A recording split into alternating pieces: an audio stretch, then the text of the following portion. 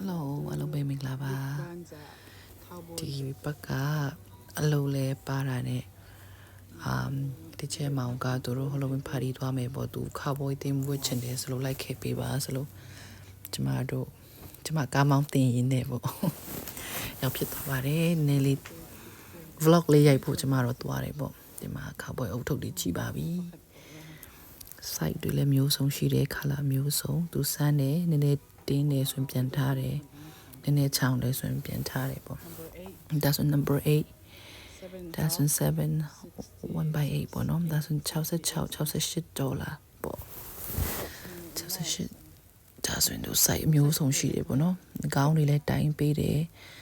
အဲ့လို shape လည်းအမျိုးစုံရတယ်ပေါ့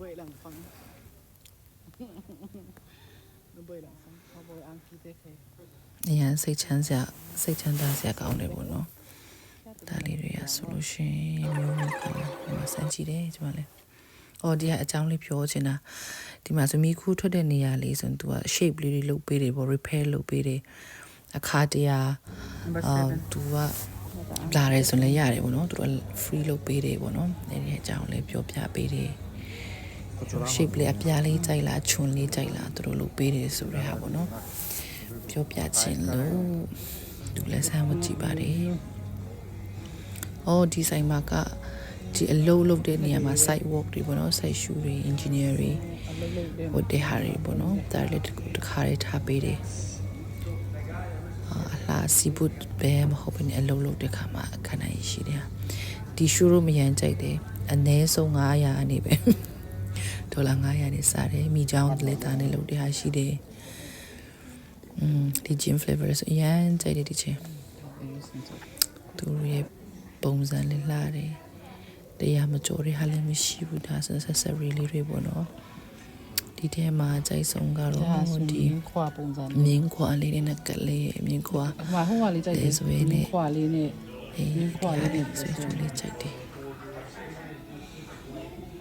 ပြီးလို့ရှိရင်ဒါလေးဆိုရင်ကခပတ်ကောင်ညကြိုက်တယ်ပေါ့နော်ခပတ်ကောင်လေးပေါ့ကျွမ်းပုံစံလေးနဲ့သူတို့ကလေးတွေလည်းရှိပါတယ်ဒီမွေးလေးတွေဆိုလည်းဒါသူတီးနဲ့လိုက်အောင်ပေါ့နော်ဒီမွေးလေးတွေပေါ်ဝါလေးတွေလက်ကင်ပွားလေးတွေ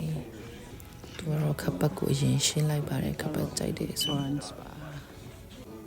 relation ဒီအင်ဂျီလေးတွေဆိုလည်းထိုးလေးကြိုက်တာဒီခြုံထဲလေးတွေဆိုလည်းvery good ပေါ့ပုံစံလုံးကျွေးရိုင်းပုံစံ Scorpio အကောင်းလေးဆိုလည်းရမ်းကြိုက်တယ်ဒီလောက်ပဲရောက်တယ်ဟုတ်လားဒါပေမဲ့ဈေးလည်းမသေးဘူးပေါ့နော်စမ်းဝကြည့်နေတယ်လူကြီးမင်းကတော့အုတ်ထုတ်အဲ့လိုနဲ့အုတ်ထုတ်လေးပြန်ဝဲပြီးတော့မပြလိုက်ဘူးပေါ့နော်မရိုက်မိလိုက်လို့ပါဂျပန်နစ်ဆိုင်ကိုတွားပြီးဥဒွန်လေးစားပြီးပြန်ခဲ့ပါပြီဘိုင်ဘိုင်နောက်ပတ်တွေ့မယ်